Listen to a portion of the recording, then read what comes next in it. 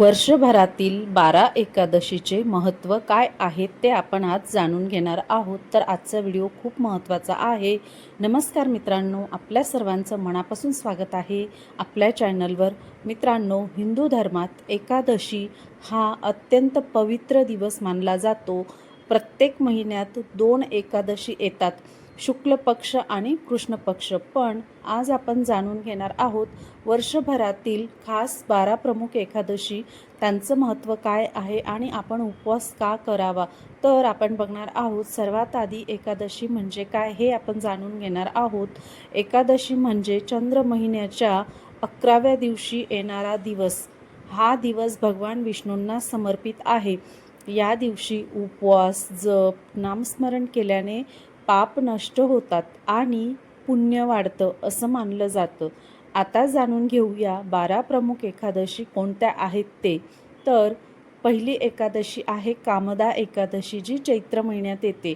ही एकादशी केल्याने इच्छा पूर्ण करणारी एकादशी मानली जाते. त्यानंतर मोहिनी एकादशी येते, जी वैशाख महिन्यात असते. पापांपासून मुक्ती देणारी आणि मन शुद्ध करणारी अशी ही एकादशी आहे. त्यानंतर निर्जला एकादशी, जी ज्येष्ठ महिन्यात येते.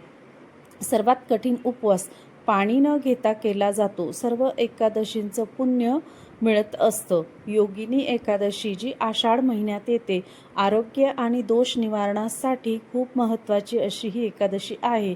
देवशयनी एकादशी, जी आषाढ शुक्लमध्ये येत असते. ह्या दिवशी भगवान विष्णू 4 महिन्यांसाठी योगनिद्रेत जात असतात. चातुर्मास सुरू होतो तेव्हापासून. त्यानंतर कामिका एकादशी, जी श्रावण महिन्यात असते. सर्व पापांचा नाश करणारी एकादशी म्हणून ओळखली जाते. अजा एकादशी, जी भाद्रपद महिन्यात असते.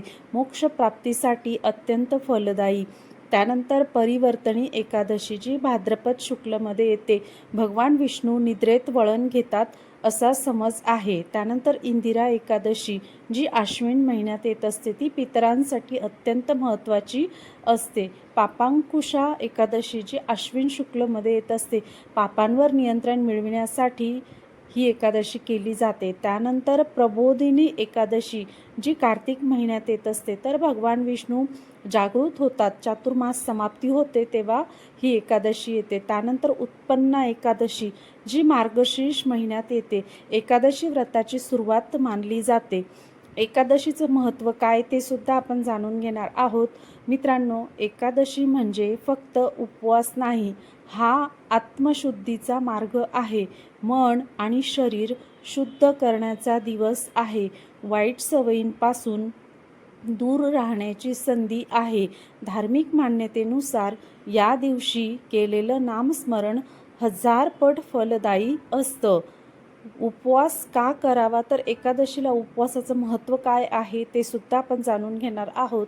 तर उपवास केल्याने शरीराला विश्रांती मिळते, शरीराचं पचन सुधारतं, मन शांत आणि एकाग्र होतं आणि सर्वात महत्त्वाचं भगवान विष्णूंचा आशीर्वाद आपल्यावर असतो, आपल्याला मिळत असतो. आणि वैज्ञानिक दृष्टिकोनातून पाहिलं तर उपवासामुळे आपलं शरीर डिटॉक्स होतं, शरीरातील विषारी घटक बाहेर पडतात आणि आपल्या शरीराची इम्युनिटी वाढते.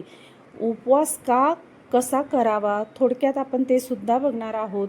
सकाळी लवकर उठून स्नान करा, भगवान विष्णूंची पूजा करा, ओम नमो भगवते वासुदेवाय मंत्राचा जाप करा, फळा आहार किंवा निर्जला उपवास करा, रात्रभर जागरण आणि भजन केल्यास अधिक पुण्य मिळते. त्यानंतर महत्त्वाची गोष्ट मित्रांनो, उपवास हा केवळ अन्न सोडणं नाही, तर वाईट विचार, राग, द्वेष यांनाही दूर ठेवणं हा खरा उपवासाचा अर्थ आहे. तर मित्रांनो, या होत्या वर्षभरातील 12 प्रमुख एकादशी, त्यांचं महत्त्व आणि उपवास करण्यामागचं खरं कारण. जर तुम्ही अजूनही एकादशीचं व्रत करत नसाल तर आजपासून नक्की सुरुवात करा आणि आपल्या जीवनात सकारात्मक बदल अनुभवायला सुरुवात करा. धन्यवाद मित्रांनो. व्हिडिओ आवडला असेल तर लाईक करा, शेअर करा आणि चॅनलला सबस्क्राईब नक्की करा. तर पुन्हा भेटू आपण एका अशाच माहितीसोबत. धन्यवाद.